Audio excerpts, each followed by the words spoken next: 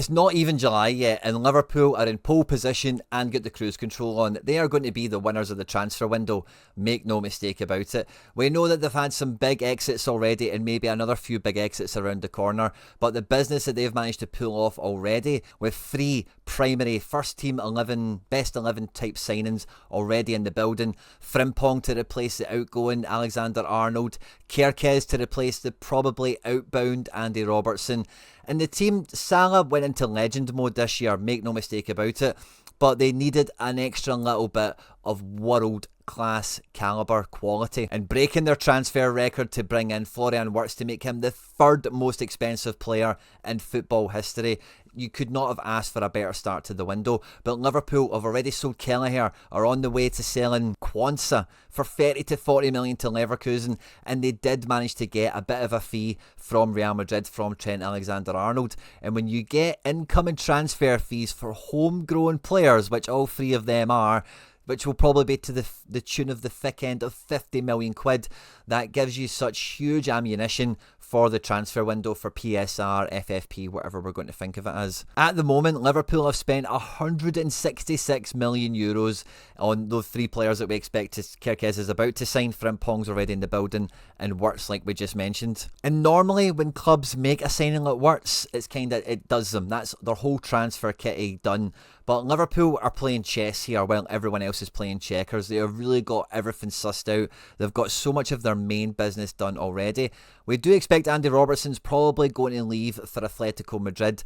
And when you kind of zoom out at this stage and look at the defence, you do maybe think, okay, there's maybe space for one more player to come in here just to round off the edges. In particular, when you add into the fact that Konate has now been reported to reject the latest contract offer he's had from Liverpool. We are now starting to see the rumour mill circulate and go up the levels for Jorel Hato to make a move to the Premier League, whether it's Liverpool or Arsenal. I think it's probably going to be Liverpool, to be honest with you, playing alongside Virgil van Dijk. There's a lot of Dutch players in this squad already. The manager's Dutch as well, of course. I think this will be a move that will really tick the boxes for Liverpool moneyball-wise. A very young player, good academy pedigree, and has the versatility of being able to play left centre-back or full-back himself. So it adds a few different elements into the squad here. If Tsimikas maybe does still leave, there's still maybe a bit more pressure on the defence here, I guess, isn't there? But midfield looks pretty well set. Now, we do expect Harvey Elliott has been attracting interest from the likes of Brighton, and if they sell Matt O'Reilly, that might be a domino effect. You might see Elliott leave the club. The midfield is a bit thin in terms of numbers, but it's not low on quality. It's very, very high quality. And I would expect Liverpool to go and bring in another central midfielder just to kind of round off the edges here. Bajcetic is probably not going to be in the first team picture. He's probably going to leave. Endo's future is unclear, but I think he'll be probably quite content to remain a squad player. I'm not too sure if we think about Wirtz in the midfield category or in the forward categories. He's so versatile, he can play anywhere.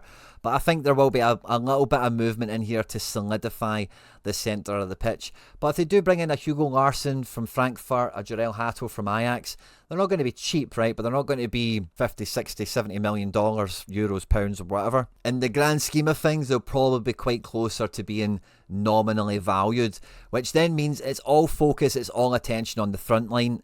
Doak is coming back from his loan from Middlesbrough. Maybe he gets a second chance at Liverpool. I wouldn't really hold my breath on that.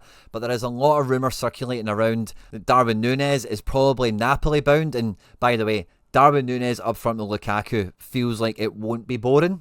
Who knows if it'll be good or interesting or whatever, but it won't be boring. I can say that probably with quite a lot of certainty. But if Darwin leaves, there's definitely a lot of room needed up here for a forward.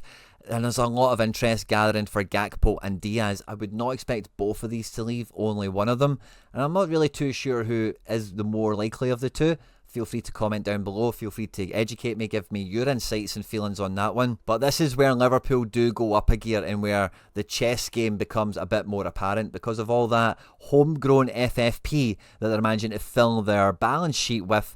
They can go out and spend absolutely massive on another forward, another striker. The one name on every Liverpool fan's lips at the moment is Alexander Isak. Now, this would cost more than Wirtz for me. Newcastle won the cup last year. They're in the Champions League this year. They are building something. I think Isak is rather bought into it, and I think the only way you're going to get Newcastle to accept a deal is outdoing the record that was set for Wirtz to bring him in, and for that reason I don't think Isak is going to be the next forward that Liverpool go for.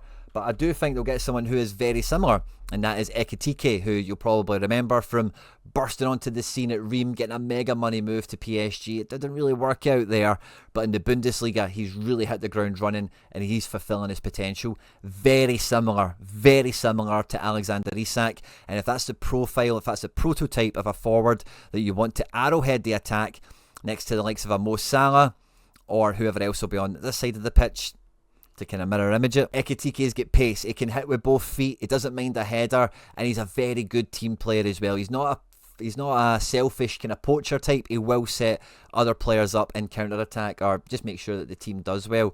And this is a guy that will cost a lot, but could cost, even if it's a lot, half of Wirtz, which is a move that I think Liverpool would be able to finance and afford very, very easily, especially if one of these remaining three forwards out here were to be moved on. But they might go a little bit left field. I'm seeing more and more links and interest to Fofana of Lyon. Now, Lyon produce high quality players from their academy all the time. So many French youth internationals, Ryan Cherki, Bradley Barcola, some names that you guys will be familiar with at the moment.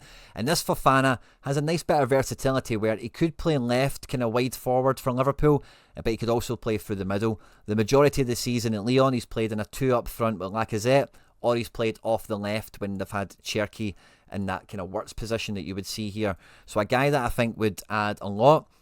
And because of the success of Barcola and, you know, the minimal kind of success we've seen in the integration of Cherki so far, I think you could probably get Fofana for a lot cheaper than what you could get Ekitike for, and he would probably just about fit the mould. But one player that's not really been mentioned too much with Liverpool, he has been mentioned, that I think they would do very, very well to sign would be Xavi Simons. Now, Xavi Simons came through La Masia, the academy for Barcelona. As you guys will know, he then made a big money move to PSG without really appearing before emerging at Leipzig. Now, Leipzig, he's been there for 2 years, but they only just made the move permanent in January, and part of that deal was built so that if they didn't qualify for the Champions League this year, Xavi Simons would be allowed to leave. They are in the Europa League this year, and that means a guy that can play a very effective attacking midfield, can play very effective as a wide playmaker, very versatile player, Dutch again as well. If Liverpool didn't sign Ekitike for 70, 80, 90 million euros, I think signing like Fofana and Xavi Simons for probably the same combined fee would be very, very shrewd, would be very good moneyball business, as it were. But if we were to imagine that Jota stays, and let's imagine Diaz goes, I think Diaz is a player that a big club around Europe could feasibly spend big money on, maybe a bit more than a Gakpo type. I think it's really hard to see past a Liverpool squad of this quality. And really, what have we added in here? Let's delete one of them. Let's delete maybe Xavi Simons. Another high quality young blood, up and coming winger, wide forward in Fofana, and then a proper arrowhead in someone like an Ekitike, who would be a huge upgrade on Darwin Núñez. This could see Liverpool go to a whole new level. But again, as I look at this Doak thing again, I could see Liverpool really pushing the boat out to keep that high quality front line to a position the way it kind of was last year. If they are going to lose people, they could just replace like for like very easily. At the moment, they've raised 28 million euros from incoming transfer fees for the likes of Kelleher and you know, one or two others. But if Quansah goes out for 30 to 40, if they get a couple of quid for Andy Robertson as well, who's not homegrown, but FFP wise, like he's going to be clean profit on the books because of how long he's been there for.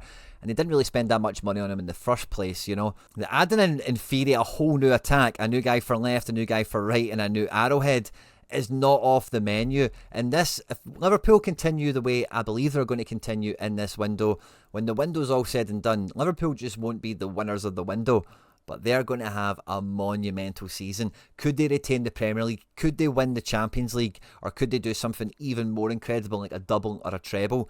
I think with a squad of this quality, because make no mistake about it, Salah has been in Ballon d'Or conversations, but Wirtz is firmly Ballon d'Or capable, and if he goes to the Premier League and hits the ground running with this support cast around him, Liverpool are capable of anything now. When you compare what's happening to all these other clubs in the Premier League, like Liverpool are just leaving them all for dust, with maybe the exception of Man City, because Man City are just so proactive in the transfer window. But Chelsea, Arsenal, Tottenham, Villa, even Man United's and these types of teams, no one is operating on the level Liverpool are when it comes to the transfer window. And even though they've broke their transfer record and almost spent 200 million already, they are just getting started. I hope you've enjoyed the video, guys. On screen now some other stuff that I've made that YouTube thinks you might enjoy. Don't forget to hit the subscribe button for more content like this. Leave your comments down below. Stay out of trouble, and I'll catch you on the next one. Take care. Bye-bye.